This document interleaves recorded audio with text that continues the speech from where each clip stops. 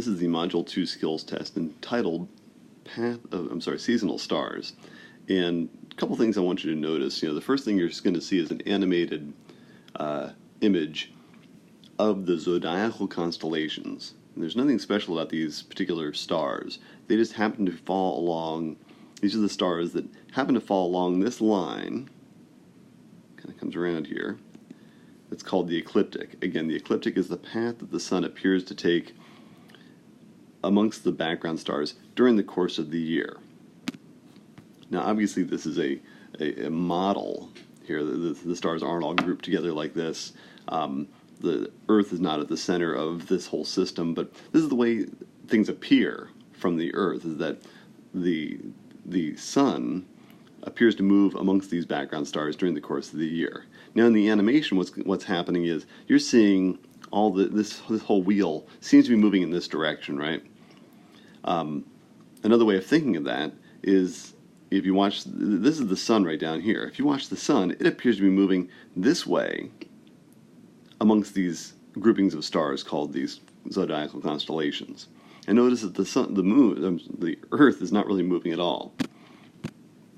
Okay, so now, once you understand what the animation is showing, the main point is that the side of the Earth that is facing the sun, that's your daytime side. So notice that the sun faces this side of the Earth, that's your daytime side. The back side of the Earth, that's your nighttime side. So someone on the back side of the Earth is actually looking at these particular constellations. So one of the main points is that you'll notice that during the course of the year, as this calendar changes, the nighttime constellations that someone might see are also going to change during the course of the year.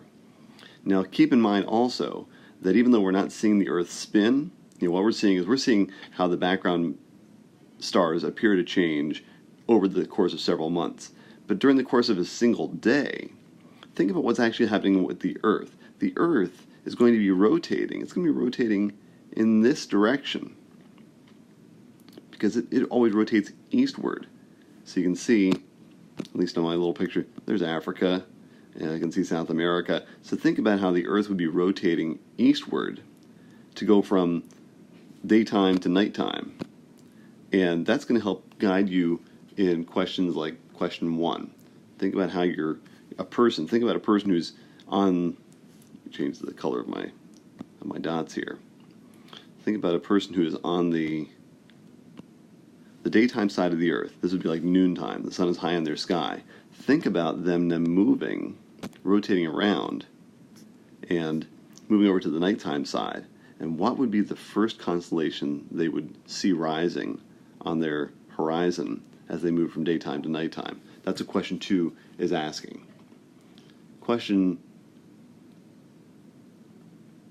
That was question 1. Question 2 asks about which of the constellations would be highest in the sky at midnight. So think about where your person would be. Notice that they're right there at noontime, kind of midway through the daytime side of the Earth. Where would they be at midnight? They'd be halfway around from that current position. What constellation would they see highest in their sky at that moment?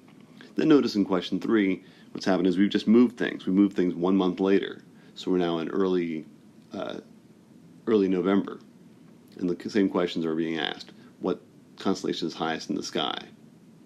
And then finally, question 6, you have to watch a little video of me spinning around my classroom talking about these zodiacal constellations and how they have changed over time. So make sure to review through chapter 2 in your textbook so you can learn about precession.